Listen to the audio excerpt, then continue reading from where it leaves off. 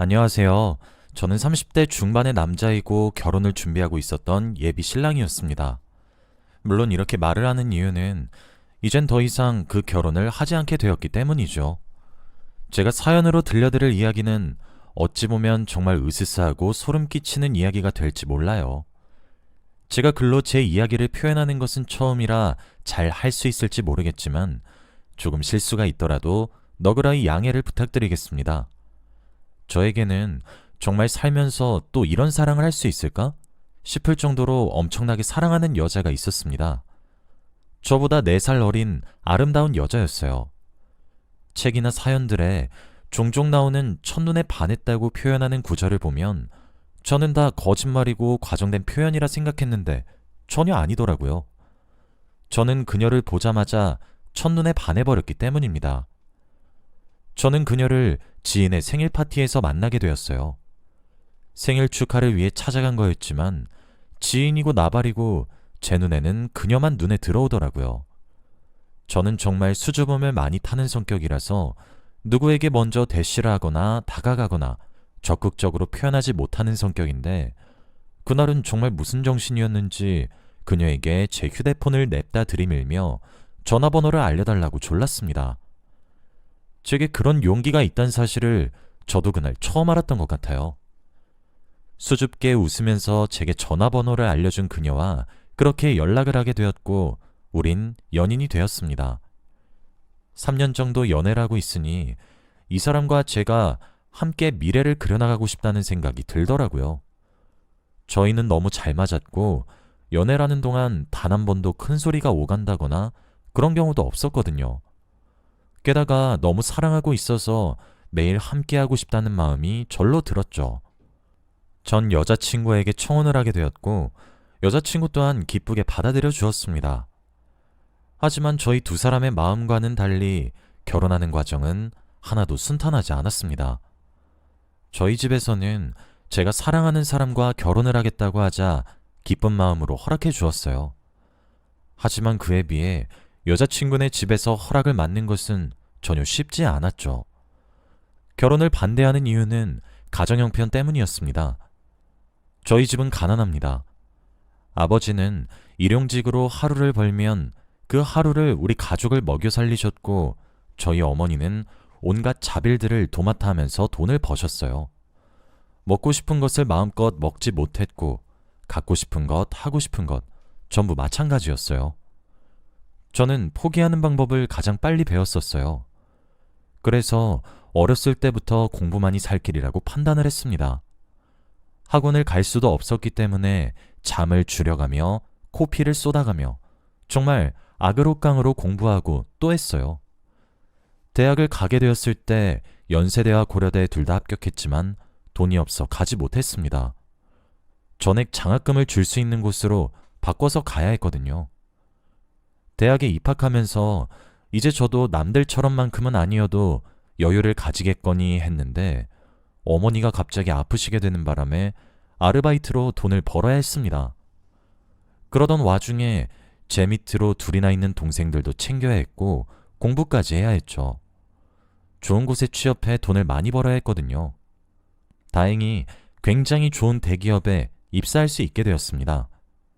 저는 제가 대기업에 입사해서 돈을 남들보다 조금 더 벌게 되면 저희 집의 가난이 끊어질 줄 알았습니다. 하지만 가난은 그렇게 쉽게 떨쳐낼 수 있는 것이 아니었죠. 항상 아등바등 살았어요. 너무 힘들었는데 힘들다고 말을 하고 주저앉을 수가 없었어요. 대기업에 입사해서 돈 잘 버는 장남인 저만 바라보는 부모님과 동생들의 시선이 숨통을 조여왔지만 외면할 수가 없었거든요. 부모를 원망하지 않았다고 하면 거짓말이겠지만 그렇다고 원망만 하고 있을 수도 없었습니다. 전 그렇게 항상 무언가를 양보했고 포기했고 단념하는 삶을 살아온 사람이었어요. 하지만 여자친구는 그런 저와 정반대의 삶을 살아왔더군요. 여자친구와 연애를 하는 내내 조금 부유하다고 조금씩 느끼고 있었던 것 같아요. 여자친구의 아버지는 해외에서 일을 하고 계셨고 여자친구는 한국에서 어머니랑 둘이서 살고 있었는데 자주 백화점에 가서 쇼핑을 했고 가방도 자주 바뀌었죠. 돈을 쓰는 씀씀이도 많이 달랐습니다. 저는 소고기를 먹으러 갈 때도 이 돈이면 돼지고기가 몇 인분이지? 하면서 먹는데 여자친구는 그저 행복하게 즐기면서 먹더라고요. 그게 참 내심 부러웠죠. 지금부터 여자친구네 어머니를 편의상 장모님이라고 지칭하도록 하겠습니다. 저희 집 가정 형편을 아셨던 장모님께서는 결혼하고 싶다고 허락을 받으러 온 그날 제게 그러시더라고요. 난 우리 딸 가난한 곳에 시집 보내고 싶은 생각 없어. 자네가 대물림에서 받은 가난을 왜 소중한 우리 딸이 함께 책임을 져야 하는 건가? 그럼 자네는 우리 딸의 삶의 질을 정말 떨어뜨리지 않고 이대로 유지할 자신은 있는가? 자네 집 정말 가난하지 않은가? 참, 가난하면서 애는 왜 줄줄이 낳았는지. 아무렇지 않게 가난한 사람은 싫으시다는 말, 가난은 끊을 수 없다는 말, 형편을 생각지 않고 아이를 왜 줄줄이 낳았는지. 전부 제가 과거에 했던 생각이었고 원망이었지만 생판 남의 입으로 그런 말을 듣는다는 것이 정말 치욕스러웠고 가슴에 비수가 되어 날아 꽂히더군요. 하지만 여자친구를 위해서 모든 것을 참을 수 있었어요. 그러나 장모님께서는 제가 가난해서 싫다고 제게 모멸감을 주면서 비아냥거리시며 극구 반대를 하셨죠. 장모님을 만나고 돌아오는 날이면 술에 손이 참 많이 가더군요. 그러던 어느 날이었습니다. 여자친구가 갑자기 저더러 점을 보러 가자고 하더라고요. 그 말을 들으니 그런 것에라도 의지해서 어떻게 장모님을 설득시킬 겸 물어볼까 싶기도 하고 눈을 반짝이면서 우리 궁합을 점치러 가자고 하는 여자친구가 너무 귀여웠어요. 제가 고개를 끄덕이며 알겠다고 하자 여자친구는 장모님께서 엄청 용한 곳을 알려주었다고 앞장서더군요. 그렇게 따라간 곳은 조금 허름한 주택으로 보이는 곳이었고 마당에는 종이연꽃과 색동천들이 휘날리고 있었죠. 그리고 대문 앞에서 장모님이 저희를 기다리고 있었어요. 저는 정말 깜짝 놀라 여자친구를 쳐다봤는데 여자친구 또한 영문을 모르는 눈치더라고요. 알고 보니 여자친구가 점을 보러 가겠다는 말을 듣고 이곳을 소개해 주신 이후에 점집에 물어 저희가 오는 시간을 알아내신 거였어요. 안녕하십니까 장모님. 내가 왜 자네 장모님인가? 인사를 드려도 찬바람이 쌩쌩 부시는 장모님의 모습에 머쓱했지만 여자친구가 나서서 분위기를 중화시킨 이후 셋이서 함께 들어가게 되었습니다. 안에 도착하니 정말 무섭게 생긴 무당이 앉은 채로 저희를 반겨주었어요. 부채로 얼굴의 절반을 가리고 눈만 빼꼼히 보였죠. 짙은 화장의 탓인지 찢어진 눈으로 저를 보는데 노려보는 것만 같았어요. 초록 저고리에 빨간 치마를 입고 있었습니다. 포스에 압도되어서 그런지 기가 절로 죽더라고요. 무뚝뚝하게 태어난 시간이나 생일이나 이것저것 물어보셨고 저는 대답했습니다. 바로 그때 얼굴을 가리고 있던 부채를 탁 접어 내려놓더니 딸랑이 방울 같은 걸 한 손에 쥐었죠. 그리고는 자리에서 일어나 미친 듯이 흔들면서 알 수 없는 방언을 하면서 눈을 뒤집기 시작했어요. 점괘를 왜 그딴 식으로 보는 것인지 진짜 너무 무서웠어요. 여자친구도 겁을 먹었는지 제 팔을 꼭 붙잡고 있더라고요. 그때 옆에 있는 장모님 쪽을 흘끗 보니 장모님은 무서워하기는커녕 오히려 비나이다 하면서 무릎을 꿇고 손을 싹싹 빌면서 기도를 드리고 있으시더라고요. 진짜 안 그래도 너무 무서워서 오금이 저리는데 소름 끼치기 시작했습니다. 미친 듯이 알아들을 수 없는 말을 내뱉으며 짤랑짤랑거리며 방울을 흔들어대던 무당은 갑자기 모든 행동을 멈추었고 방울을 들고 있던 손을 천천히 내렸고 하늘을 향하던 고개도 천천히 내려 저를 보기 시작했어요. 순식간에 그 공간은 정막이 가라앉았고 고요해졌죠. 저를 한참이나 빤히 쳐다보더니 무당은 궁합이 좋다 좋아 너무 좋다 라고 내뱉었어요. 아기 같은 말투와 목소리로 말이에요. 그 말을 듣고 장모님은 가슴을 쓸어내리며 기다렸다는 듯 가방에서 사탕과 초콜릿 같은 것들을 꺼내 무당의 손에 쥐어주더군요. 그러시면서 저희에게 무당이 동자신을 모시고 계신다고 살짝 말씀해 주셨어요. 제 눈에는 미친 사람으로밖에 보이지 않았지만 장모님께서는 진지하게 그 무당을 믿는 듯 보였어요. 그도 그럴 것이 복채를 두둑히 주는 것도 모자라 부적도 써달라고 하시더라고요. 눈앞에서 100만 원이 넘게 왔다 갔다 하는 걸 보고 입이 떡 벌어졌죠. 장모님은 그 부적을 저와 여자친구에게 각각 한 장씩 주셨어요. 매일매일 품에 지니고 다니라고 하시면서 말이에요. 여자친구야, 원래 장모님 말을 잘 듣는 편이어서 문제가 없었고, 저는 그날 장모님께서 제게 처음으로 먼저 말을 걸어주신 것이 너무 기뻐서 알겠다고 대답했습니다. 과정이야 조금 무섭기는 했지만 어찌되었든 장모님과 제 관계가 조금 개선된 것 같아 기분이 좋았어요. 그리고 실제로도 그날을 기점으로 장모님의 태도가 엄청 달라지셨어요.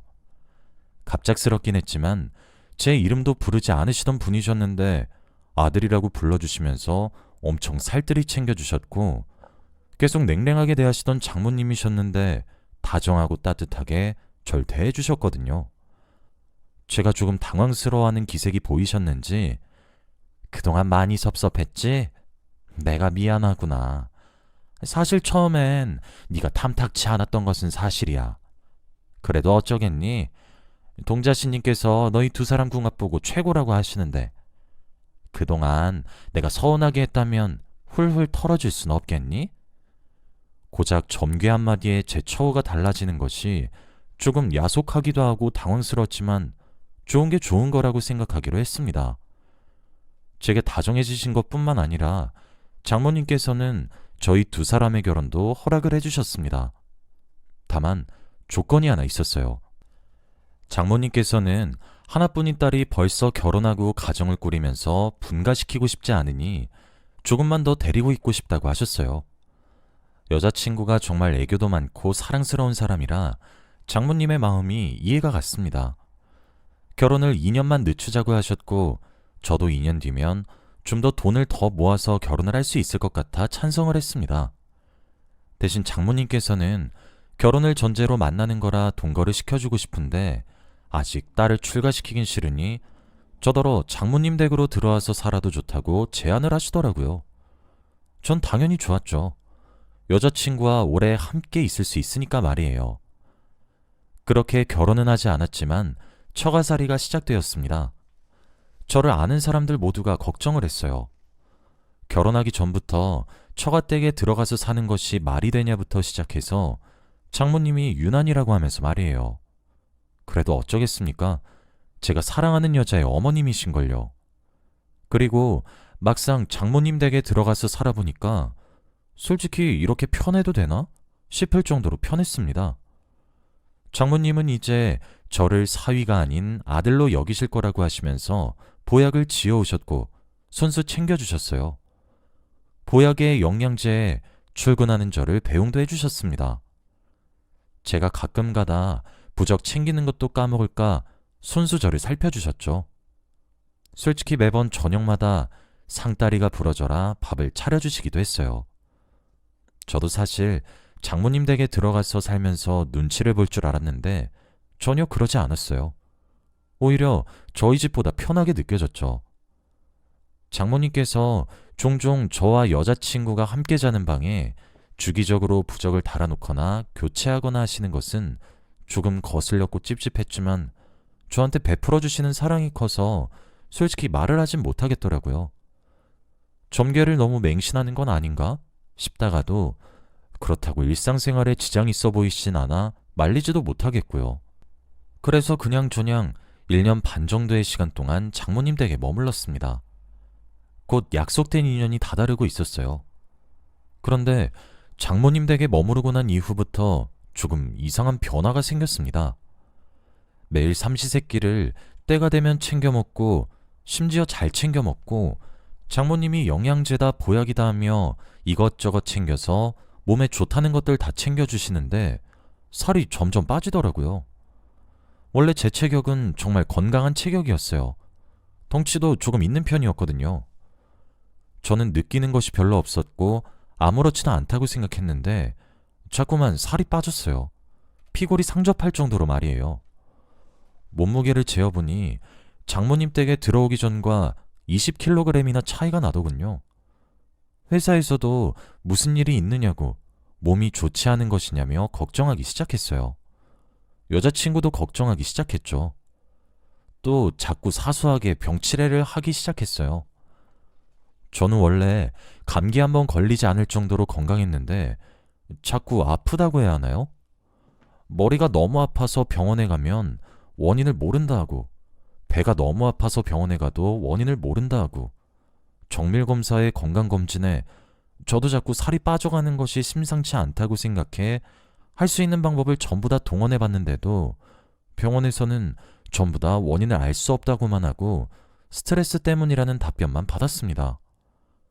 제가 그렇게 마지막에 찾은 곳이 한의원이었어요. 한의원에서 진맥을 짚으니 전체적으로 맥이 너무 쇠약하다고 하시면서 보약을 한 제 지어 먹으라고 하더군요. 먹고 있는 보약이 있다고 했더니 전체적으로 기력을 보강하는 보약이라 함께 먹어도 상관없다고 하셨어요. 그렇게 보약을 지어 집으로 돌아가는데 곰곰이 생각해보니 장모님이 서운해하실 것만 같더라고요. 제가 장모님 보약을 먹는데 하나 더 지어왔으니 충분히 오해를 하실 수 있겠다 싶었습니다. 그래서 회사에 가지고 가서 회사에서 한 첩씩 먹기 시작했어요.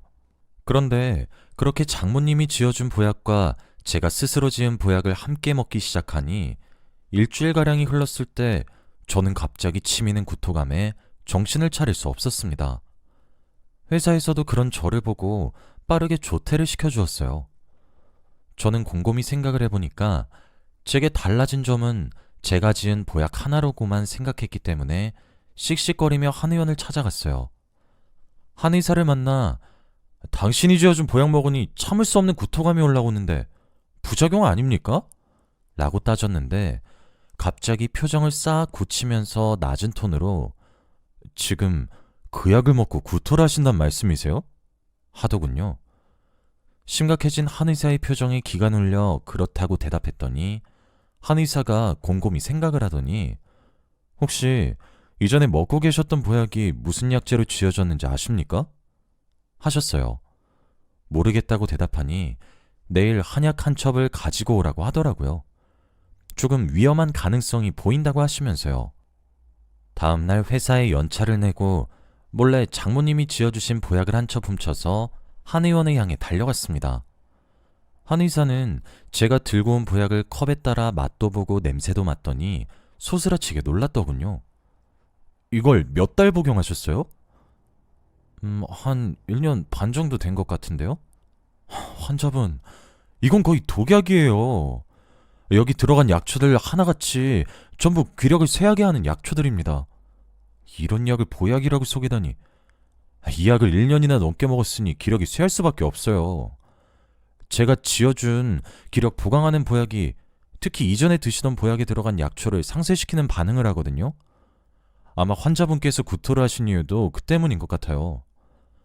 저는 한의사의 말에 머리를 한 대 맞은 것만 같았어요. 오히려 한의사의 말을 믿을 수가 없더라고요. 그러나 차갑게 굳은 한의사의 얼굴은 거짓을 이야기하는 얼굴은 전혀 아니었습니다. 저는 비틀거리면서 일어났어요. 그런 제게 한의사는 더 이상 이 한약을 먹으면 안 된다고 일러주었죠. 지금 살이 많이 빠지고 기력이 쇠한 상태에서 자꾸 기력을 쇠하게 하는 한약을 먹게 되면 정말 생명이 위험할 수 있다고 하면서요. 저는 그 말을 듣고 장모님 댁으로 돌아갔습니다. 어떻게 된 일인지 장모님께 꼬치꼬치 따져 물어야 했거든요. 빠르게 차를 몰아 장모님 댁에 도착했어요. 집에 들어가려고 하는데 현관문이 활짝 열려있고 집안에서 딸랑거리는 방울소리가 들려왔습니다. 저는 본능적으로 숨을 참았고 집안을 살피기 시작했어요. 그렇게 확인한 풍경은 세상에 너무 충격적이었어요. 1년도 전에 본 동자신을 받고 있다는 무당이 집안에서 작도를 타면서 구슬하고 있었습니다. 옆에서 장모님은 비나이다 비나이다 하고 계셨죠. 마침 제가 도착했을 때 굿이 끝난 것 같았어요. 무당과 장모님이 이야기를 주고받더라고요. 이번 달 굿은 잘 치렀어. 자네 딸아이한테 오는 액을 액바지에게 잘 전달했네. 감사합니다, 무당님. 정말 감사합니다. 무당의 말도 이해가 가지 않았지만 장모님은 왜 눈물을 흘리시는 건지 알 수가 없었어요. 비용은 늘 보내던 계좌로 2천만 원 입금하면 될 거야. 자네 딸아이 임신했다더니 아이 떨어뜨린 건 확실하겠지? 아유, 그럼요. 저희 딸아이가 하도 순진해서 유산이 된 사실도 모를 거예요. 제가 영양제라고 하면서 피임약을 조금 많이 먹였더니 바로 유산이 되더라고요. 그래, 지금 자네 딸 임신해서 애라도 낳아버리면 지금까지 공들인 것들이 다 날아갈 걸세. 항상 긴장하면서 주의 깊게 관찰하란 말이네. 앞으로 6개월간만 좀 더 고생하도록 하시게. 지금 자네 집에 들어온 액바지는 어떠한가? 요즘 살이 잘 날아가는 것 같긴 한데 액바지 역할을 톡톡히 하는 것 같아요. 무당님, 날이 갈수록 삐쩍 말라가는 것이 확실합니다. 그렇다면 다행이구만. 항상 감사합니다, 무당님. 저는 1년의 대아들을 믿을 수가 없었습니다. 여자친구가 임신했는데 그 사실을 몰랐던 것도 모자라 여자친구가 모르는 사이에 장모님이 피임약을 한 움큼 먹여서 억지로 유산시켰다는 이야기도 놀라웠고, 이야기 속에 등장하는 액바지가 분명 저를 가리키고 있다는 생각이 들었거든요. 바로 그때 무당이 소리를 질렀어요. 거기 누구야? 당장 나오지 못해? 하면서요. 저는 그 고함을 듣자마자 미친 듯이 달려서 그곳을 벗어났습니다. 그리고 저는 숨을 몰아쉬며 정신을 차리기 시작했죠. 그 결과 저는 모든 상황을 이해할 수 있었습니다. 여자친구에게 쏟아질 모질고 사나운 운수들을 제게로 옮겨서 제가 대신 받고 있었고, 그러기 위해 저를 잡아놔야 했던 거라 장모님 댁에 들어오라고 권유했던 거였단 사실이었죠. 그리고 여자친구와 제가 나눠 가진 그 부적조차도 아마 그러는데 이용한 것이었을 거고, 제가 너무 건강하다 보니까 혹시라도 나쁜 기운을 튕겨낼까 싶어서 제 기력을 쇠약하게 하는 약을 먹였단 거였죠. 그러는 와중에 저와 여자친구 사이에 생겼었던 아기들도 저희가 미처 알아차리기도 전에 장모님이 억지로 유산시켰던 것이고요. 머리가 팽팽 돌아가기 시작했고 저는 도망쳐야 한다는 생각만 저를 지배했습니다. 일단 먼저 장모님 댁에 제 물품들을 두고 나오면 안 되겠다는 생각이 많이 들었어요. 그날 저는 아무렇지 않게 퇴근하는 척을 하며 집에 돌아왔죠. 장모님은 제게 오늘 낮에 잠시 왔다 갔었냐고 순진무구한 표정을 한 채 질문하더라고요. 어이가 없게도 말이에요. 저도 시치미를 뚝 떼고 부정했습니다. 그렇게 그날 밤부터 저는 조용히 제 물건들을 챙기기 시작했어요. 여자친구를 무척이나 사랑했고 아무것도 몰랐던 여자친구에게 죄를 물을 수는 없었지만 솔직히 원망스러웠습니다. 정말 제 머리카락 한 올 하나 남겨두지 않고 일주일 동안 자잘한 물건들까지 모조리 챙겼습니다. 그리고 일주일 후 모두가 잠든 밤에 장모님 댁을 떠났어요. 저는 집을 떠나기 전 여자친구에게 모든 사실을 말해줬어요. 여자친구는 너무 큰 충격을 받은 듯 했죠. 제게 미안하다고, 그래도 자신을 버리지 말라고 애원하는 여자친구를 보니 가슴이 아팠지만 나를 반짝이는 눈으로 무섭게 노려보던 장모님 얼굴이 여자친구 얼굴에 겹쳐지더라고요. 전 애달프게 저를 잡는 여자친구를 뿌리치고 도망치듯 떠났습니다. 저는 지금 정신 나간 장모님으로부터 도망친 지 1년 반이 지났어요. 그 시간 동안 빠졌던 살은 다시 천천히 붙었고 다시 건강을 회복하게 되었습니다. 나중에 알게 된 사실은 액바지 취급을 받던 제가 모든 사실을 알고 도망치고 난 뒤 정확하게 6개월이 지나 여자친구가 위암에 걸렸다는 사실을 전해 듣게 되었어요. 저는 업무상 휴대폰 번호를 잘 바꿀 수가 없는데 장모님께서 전화가 걸려와서는 제게 온갖 저주를 퍼부으시더군요. 제가 도망을 가서 여자친구가 위암에 걸렸다고 하면서 말이에요. 등줄기에 소름이 쫙 돋더군요. 만일 제가 그걸 미리 알고 도망치지 않았다면 제가 걸렸을지도 모르는 일이잖아요. 저는 비과학적인 현상을 믿지 않는 사람인데도 너무 소름이 돋았습니다. 그 길로 업무상이고 나발이고 번호부터 바꾸고 지금 잘 살고 있어요. 종종 밤에 두 눈을 빛내는 장모님의 얼굴이 나와서 자다가도 놀래서 벌떡 일어나곤 하지만 그런대로 편안하게 잘 살아가고 있어요. 여기까지가 제 이야기였습니다. 긴 이야기 들어주셔서 감사합니다.